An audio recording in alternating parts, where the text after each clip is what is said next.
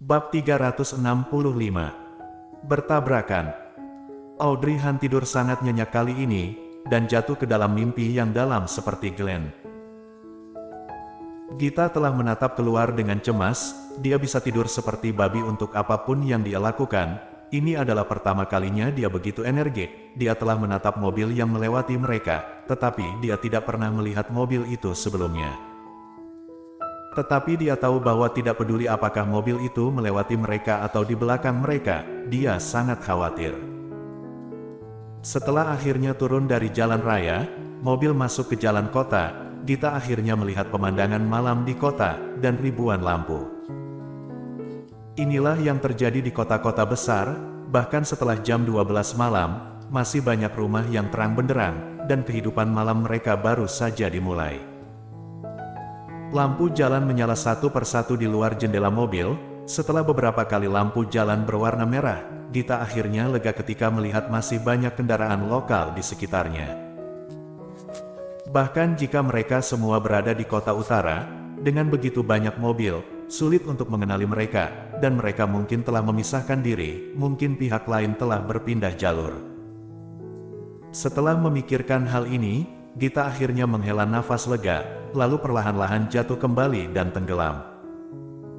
Dia kelelahan, dan setelah menatap sepanjang malam, matanya hampir lelah. Gita memejamkan mata, dia ingin tidur nyenyak, jadi dia berkata, "Paman Nan, panggil aku ketika sampai, aku ingin tidur sebentar." "Baik." Paman Nan menanggapi dengan lembut. Tidak lama setelah Gita tertidur, Audrey Han menerima telepon dari Andre Han. Dia tidak menjawab ketika telepon bergetar, tetapi Glenn merasakannya terlebih dahulu, lalu menarik lengan bajunya untuk membangunkannya. Audrey Han menatapnya dengan pandangan mengantuk. "Glenn." "Mommy, ponselmu bergetar." Glenn mengingatkan. Mendengar, Audrey Han kembali sadar, dia menjawab telepon dan melihat Andre Han menelepon. "Telepon pamanmu, kamu bisa menjawabnya." "Oke." Glenn menjawab telepon. Audrey Han tidur terlalu nyenyak dan bangun tiba-tiba, selalu merasa bahwa otaknya belum sepenuhnya bangun, jadi dia bersandar di sana untuk berpura-pura menjadi ikan asin. Glenn menyelesaikan panggilan dengan sangat cepat, dan kemudian dia berkata, "Bu. Paman mengatakan bahwa dia sedang menunggu kita Ami di stasiun berikutnya." "Hah? Bagaimana kamu tahu?" "Aku baru saja mengirim lokasi ke Paman." Setelah Glenn mengatakannya, dia pergi untuk memberitahu Paman Nan. Paman Nan mengangguk, "Oke." Di perempatan berikutnya, Audrey Han benar-benar melihat mobil Andre Han. Dia berdiri tidak jauh dari perempatan itu, memandang ke sisi ini, dalam dan jauh. "Itu Paman," bisik Glenn.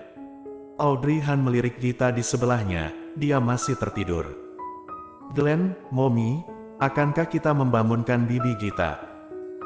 "Tidak, bibi Gita lelah sepanjang jalan, dan akhirnya tertidur sekarang, biarkan dia tidur lebih lama."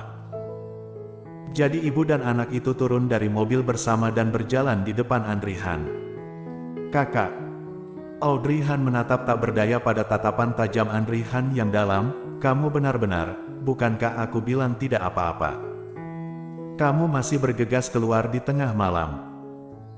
Andre Han memandangnya dari awal hingga akhir, dan setelah memastikan bahwa dia tidak mengalami kerusakan apapun, dia berkata dengan suara yang dalam, tidak tenang, "Audrey Han, jangan pikirkan itu. Jika terjadi sesuatu padaku, apakah aku masih dapat mengirimimu pesan?" "Andre Han, aku tidak terlalu banyak berpikir. Bagus jika kamu baik-baik." Paman gendong. Glenn mengulurkan tangannya untuk memeluk mereka ketika mereka selesai berbicara. Andre Han menyentuh kepalanya dengan sayang, dan kemudian dengan mudah membawanya ke dalam pelukannya dengan satu tangan. "Apakah kamu lelah?" "Aku tidak lelah, Paman, hanya saja Paman bekerja keras." "Akulah yang tidak baik, aku seharusnya tidak perlu terburu-buru, membiarkan kalian mengalami hal semacam ini.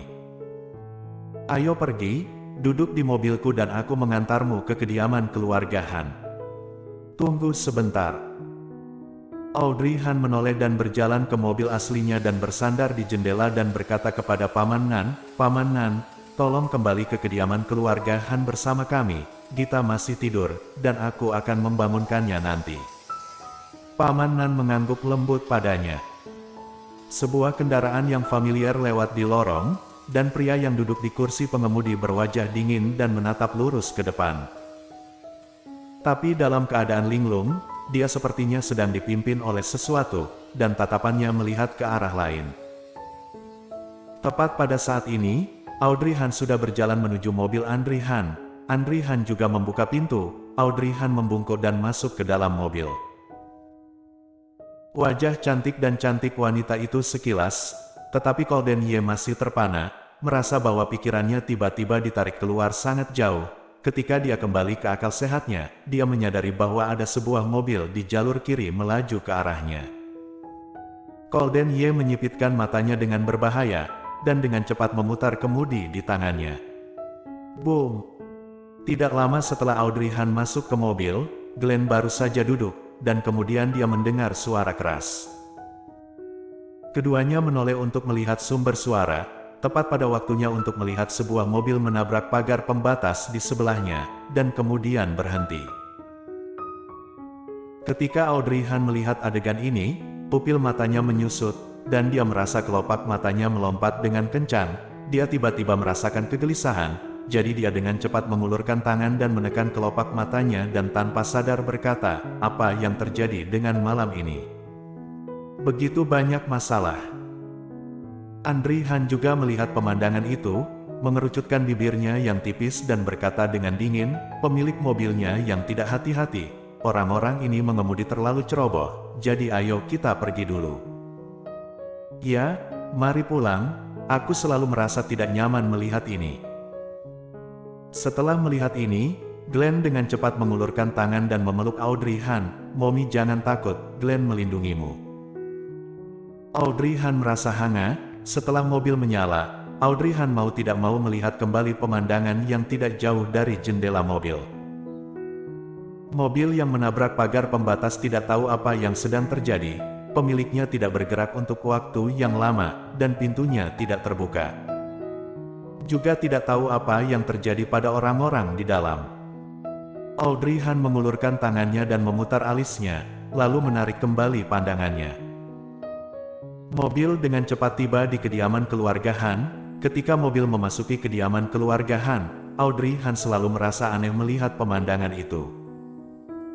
Bukannya dia belum pernah ke sini sebelumnya, tetapi sejak dia mengenali leluhurnya dan menjadi Audrey Han, dia tidak pernah ke sini lagi.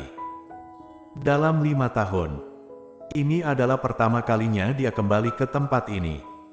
Sekarang sepertinya ada begitu banyak kenangan. Pada saat itu, dia tidak bermarga Han, juga bukan nona tertua dari keluarga Han, dia hanya seorang. "Sudah sampai, ayo turun dari mobil." Sebuah suara dingin datang, menyela pikiran Audrey Han. Audrey Han pulih, lalu membawa Glenn keluar dari mobil. Setelah turun dari mobil, Audrey Han melihat mobil Paman Nan juga masuk. Dia berbisik pelan, "Gita mungkin masih tidur, aku akan membangunkannya." Setelah berbicara, Audrey Han berjalan ke mobil Paman Nan di bawah tatapan Andri Han, lalu membuka pintu mobil untuk memanggilnya. Gita tidak tahu bermimpi apa, tapi dia memegang lengannya dan menyeringai. Audrey Han memanggilnya beberapa kali dan dia tidak bangun juga. Kemudian Andri Han mungkin sedikit tidak sabar menunggu, dan berjalan begitu saja. Bersambung.